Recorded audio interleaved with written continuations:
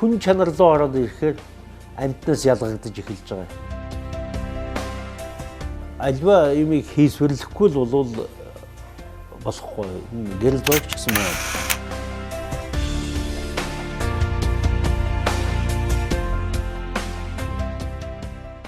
За одоо хүнийг таних бол энэ хэцүү дөө.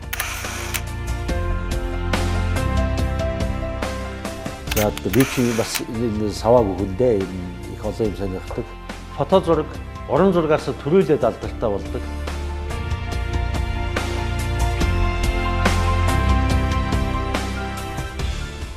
Өчигдрөөс өнөөдрөөс маргааш амьдрал үргэлжилсээр. Өчигдөр өнөөдөр бүхэн өөрийн түүхээ хаа нэг тэвэлдэн маргаашийн өмнө тайлагна. Ийм л түүх өгүүлсэн агшны нэгэн цаг хугацааны дор үзэгч тантай тэр хэмбэ нэвтрүүлэг уулзаж байна. Урлагч нь тийм ойлгомжтой биш байхгүй бас бүх урлаг. Гэрэл зураг түүх өгүүлнэ гэдэг. Нэг агшин аргамжиж, нэг агшин түүх болгон үлдээх чадвартай хүмүүс бол яахын аргагүй гэрэл зурагчд билээ.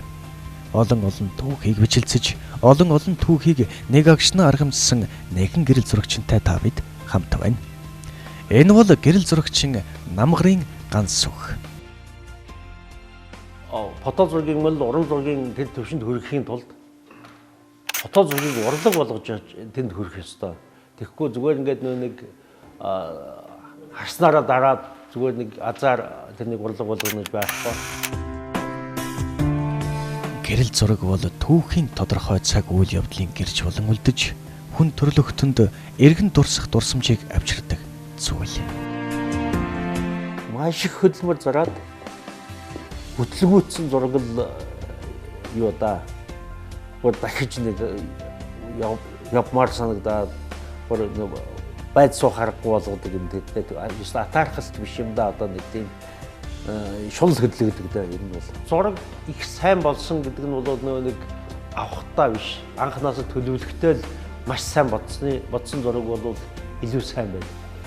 Түүнээс зүгээр нэг ингээд азар дарцсан зураг гоё харагдаж болно, өнгөтэй гоё харагдаж болно. Тэгтэл ер нь хөдөлмөр харагддаг. Гэрэл зураг бол дэлхий дээрх хамгийн хүчрэх зэвсэг. Бид гэрэл зурганд итгэдэг. Гэрэл зураг бол бодит амьдрал. Түүн дотор бүх үнэн бий. Тэр ойлгомжтой юм ч байна, ойлгомжгүй юм ч байна. Тийм болохоор зарим хүмүүс тэр зургийг хараад ингээд энэ одоо ямар ч хэрэггүй зураг очиж энэ их гоё зураг байна гэд ингээд ярьж л байсан, тэр харж л байсан. Тэгэхээр ер нь тэр хэрэггүй зураг гэж бодож байгаа тэр хэсгийг энэ яагаад оруулчих вэ гэж бодох хэрэгтэй байна. Түүнээс биш одоо ингээд энэ зүгээр нэг юм хаамаагүй зургуудыг энэ тэндээс харднаас шууд авчиж байгаа л хэвлээ татчихсан биш байхгүй. Эх орныхон сайхныг бусдад харуулах юмсан, мэдрүүлэх юмсан гэсэн хүсэлтэд асаж шунаж явсан түүний сонирхол хожим нь мэрэгжлэн болчихсон гэдэг. Дурсамж үлдээж чаддаг гэрэл зураг түүний хамгийн том шунал байж. Байгалыг хичнээн хурдан өнгөө сольж чаддгийг гагцхүү кадрт буулгах их хүсэл нь түүнийг гэрэл зурагтай хөдлүүлжээ.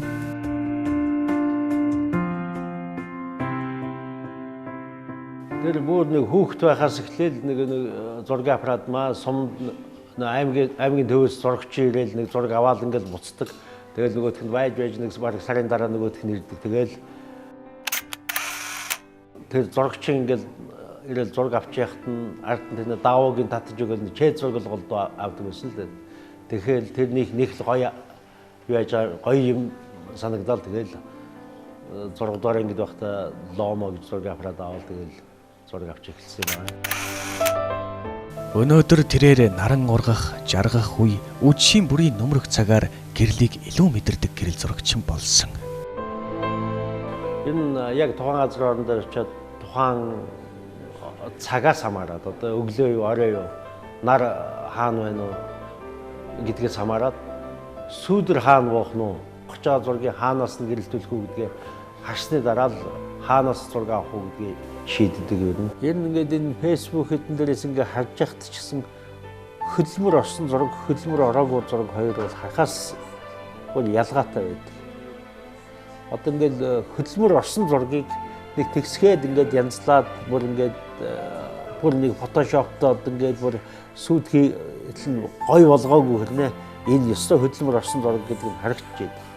Зүгээр нэг хямдхан одоо хөдөлмөр ороогүй зураг зүгээр нэг дарчихсан шүрччихсэн зургийг хүмүүс болохоор фотошопоор ингээд янзлал нөгөөдхөр фотошопоор хэрэггүй эффектүүд нэмээд явж явах жишээтэй бүр гадна талын ингээд одоо шил өргөнцгийн аппаратаар авахаар зургийн гадна талаар ингээд вигнет ингээд гадна талд ингээд харалцдаг юм болчт юм л та. Тэгтэл тэрнийг зурагчид бүр арилгах гээд янз янзын фильтр хийгээд ингээд явж явах чинь нөгөөдхөр гойж байгаа байхгүй. Нөгөөдхийн мэдлгүй зүгээр л нөгөөдхөр гоё явж явах шийдэ. Тэгээд тиймэрхүү юмнууд бол зүгээр чамирхал харагддаг. Түүнээс ингээд бүр хөдөлмөр орсон зурагч нь бүр ингээд тэнд Facebook-д зүгээр нэг шууд камераас апплод хийхгүй хүмүүс ядаж дээр нь нэрээ бичээд газрыг бичээд ингээд бүр хөдөлмөр орсон зураг бол цаана өөр. Одоо зүгээр банзаар юм хийчихэд зүлгүүрсэн юм зүлгүүрдэггүй юм хоёр шиг л харагдана. Тэрээр хүний хөрөг авбал эзнийх нь ажил мэргэжил дотоод сэтгэлийн илэрхийлэхийг хичээдэг. Тиймээс эзэнд нь альвуулах мэдгэлгүй холоос татаж явдаг юм. Зогсоож байгаад зохиомжилж явсан зураг нэг л хиймэл болсон санагдаад байдаг юм. 40-50 кадр дарснаас нэг л таалагдаж байх жишээтэй гэж ярьж байлаа. Хамгийн гол нь сонирхолтой агшинг амжиж олж явна гэдэг гэрэл зурагчны мэдрэмж байх. Ганц сүх сосор барам гэдэг бурхны зургийг бараг 5000 кадр дарж байж бурхны зураг авч сурсан гэж ярьж байлаа. Энэ их сайн болоогүй ч гэсэн хамгийн их юу яаж авсан зураг, хөдөлмөрлөж авсан зураг бол юу аам да. Монгол урлагийн үнд бүтээлүүд гэдэг номон дээр орсон сосор барам гэж бурхан байдаг. Тэр бурхны зургийг би 3 сарын туршид 4997 удаа авсан. Тэгжээж тэр каталогон дээр авсан. Тэр бурхны зураг бол миний над тийм бүтээгдэхүүний зураг авах, бурхны зураг авах аргыг сургасан тийм бурхан учраас тэр бурхан надад туслал гэж боддог юм. Тийм учраас тэрнийг их сайн зураг гэж боддог. Маш хэцүү тол шиг ялгар тийм бурхан. Тэгэл ингээд зураг авахаар эсвэл гэдсэн дээр миний зураг гарчдаг, эсвэл сүйдрлждэг, эсвэл гэрэл оочдаг маш хэцүү байсан л да. Энэ бол тэгээд тэрнийг бүр сүйд нөө нэг заримдаа бүр зураг их тод гарахгүй болохоор яагаад болохгүй байгааг бүр мэддэггүй бүр өдөр болгол хэдэн зураг аваад орой нөгөөдхийг интернетээс яаж авдаг мавдгийг уншаал ингэж тэр бол хамгийн их юм сургасан зураг. Альва юмыг хийсвэрлэхгүй бол фото зураг, уран зургаас төрүүлээд алдартай болдог. Хүн чанар руу ороод ирэхээр амьтнаас ялгагдаж эхэлж байгаа. За одоо хүнийг таних бол энэ хэцүү дээ. За одоо би чи бас саваагүй хүн дээ. Олон сонирхдаг.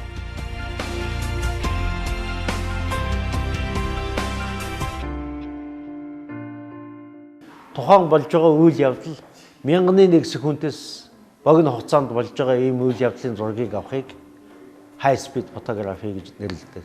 Түүнээс чинь хөшгөнийхөө ордыг өндөр тавьж хагаад шүршиж аваад дундаас нэг кадр авахыг биш.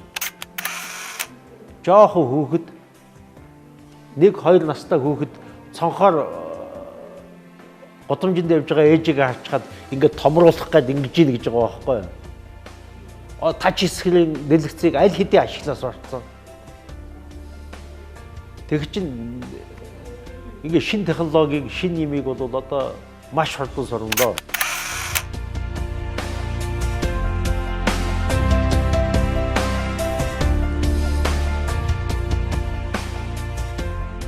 Тэр аялах, байгалийн гэрэл зураг авах дуртай гэрэл зурагч. Ганц сүх эх орныхон үзэгслэн шүтэн биширч байгалийн тэр сайхан дүр зургийг дурандаа буулгаж бусдад харуулахыг эрмэлзэж яваа гэрэл зурагч. Тэр Би гэрэл зураг авахдаа зурган дотроо бараг орж явдаг. Тиймээс гэрэл зураг буулгах агшин болон мэдрэмжийг өөр ертөнцид очсон мэт гэж хэлнэ. Хэмээс юм. Гэрэл зураг авахд өнцөг, зохиомж, аз агшин гэж байдагчлан энэ бүхэнтэй гэрэл зурагчны ур чадвар нийлээд гэрэл зураг болдго юм болов уу?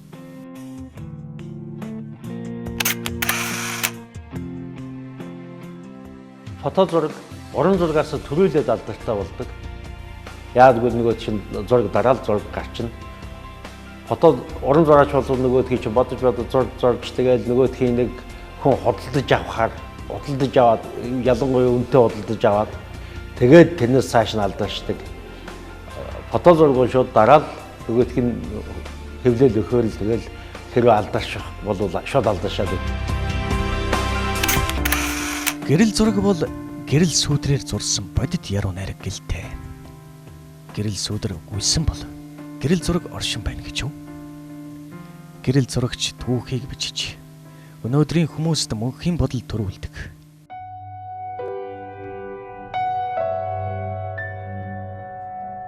Paranormal 100 зураг гэдэг нэг альбом байдээ. Тэн дотор ингээд зурган дээр ингээд сүнс шиг юмнууд орцсон барьсан элдв юмнууд. Тэр альбом бол бас л их алдартай альбом.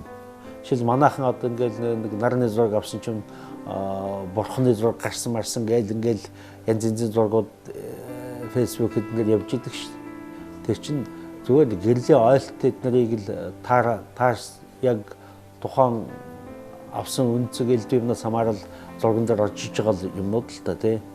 Тэгээ бурхан гараад ирсэн чинь бэлээ бас яаж мэдхүү. Тэгтэл тэр чинь бас л сонирхолтой байхгүй. Бидний нүдэнд үзэгдэх хуурмаг амьдрал хязгаа нэгэн цагт сарнин төөрөх ман юм. Өчигдрийн дурсамж зөвхөн тархинд бижигдэн үлдэх нууц юм. Харин гэрэл зураг тэрэл гайхалтай агшин бүрийг өөрийн мэдлэлдээ байлгаж чаддаг цорын ганц урлаг юм. Үүнтэй хэнч маргахгүй байхаа. Одоо Сальвадор Дали, Ван Гог гэднэрийн зургийг ингээд юу байгаа нь бүүмэд зүгээр харахад бол өө нэг манай хөөхт зурчмаар юм байна штэ гэдэг юм байгаа шүү дээ. Зүгээр ирээчсэн юм. Гэхдээ яагаад тэр зураг алдартай болоод ингээд юм үү те? Тэр чинь ойлгомжгүй тусмаа хийсвэрл ихтэй тусмаа яаж тайлбарлаж болох болчдөг. Тэгэхүн бүх юм ойлгомжтой болчвол нэг л тайлбар хэлнэ тэр зурагт. Тэгэхээр ингээд тэр онцгой шиг байх тусмаа л илүү сонирхолтой л доо юм бол. Ер нь шуналгүй болвол ямар нэг юм хийхгүй шүү дээ. Одоо энэ нөгөө нэг тэр бодмөрийн зэрэг мэрэгдээ чинь шунал гэхээр мөнгө төгрөг элдв юм шунахыг зөвхөн шунал гэхгүй байгаа шүү дээ. Шунал гэдэг чи одоо зүгээр өөрт байхгүйг хүсхийг л шунал гэж байгаа байхгүй юу? Тэгэхээр би нэг зураг авчиад за одоо энэс хойш би зураг аваад яах вэ гэвэл би энэ зураг авч чадахгүй шүү дээ. Миний болоогүй л гэж бодохгүй болвол би сайжрахчгүй сайн зурагч авахчгүй. Тийм болохоор маш их шуналтайгаар альва нэг юм руу дайрвал хүн амжилтанд хүрдэг. Гэрэл зураг бүхэн өгүүлэмжтэй байдаг бах. Харин тэрхүү зургийг өгүүлэмжтэй авахд туршлага хэрэгтэй байдаг нь зайлшгүй хэрэг. Ер нь бас нэг их тийм готрон үзэлтэй юмыг их гаргаад нөгөөдхийг хоорондоо шеэрлээд байгаа л эмзэгэлдэг дээ. Энэ ер нь их бараан юмны зураг аваад байгаа тийм хүмүүс бол жоон тийм бараан дуул амьдралтай байгаа юм шиг харагддаг ер нь бол. Ингээл элдв юмыг шөмжлөөл одоо ингээл тэр болохгүй байна, энэ болохгүй байна тэгэл ингээл яваад байх бол тийм бас нэг гэрэл зурагч хүнд байх ажил биш. Өөрөө одоо ингээд эхэлж авч явахдаа мөн л адилхан тийм бүхэл алдаа гаргаж байгаа шүү дээ. Нөгөө нэг юун дээр гэрэлэн тохионд шин жолооч гээд бичсэн явж яхад хойноос нь сигналдал сандраагаал эсвэл жолооны курсын машин явж яхад хажуугаар нь гэнт дайрч ороод нөгөөдхийг сандраагаал ингээд явж байгаатай адилхан байхгүй. Тийм шин зурагчдыг ойлгохгүй тийм байж болохгүй. Энэ шинээр юм хийж байгаа юм бол үргэлж алдаа гаргана. Тэр алдаа чинь санаатай хийж байгаа алдаа биш байхгүй. Харин гэрэл зурагчинд аливаа зүйлээс өгүүлэмжийг харж гэрэл зурагт буулгах мэдрэмж төрөлх юм байдгийн болов уу? Эсвэл цаг хугацааны явцад түүнийг олж авдаг юм болов уу гэж олон хүн эргэлзэж байж магадгүй юм. Гэхдээ гэрэл зураг хүнд хүрэхдээ юуны тухай өгүүлэх гэж байгааг гэрэл зурагчин заавал дотроо төсөөлөх хэрэгтэй болдог байх. Одоо ингээд яг өөрийн хийсэн юм чинь өөрийн хамгийн сайн ойлгодог юм тэр байхгүй.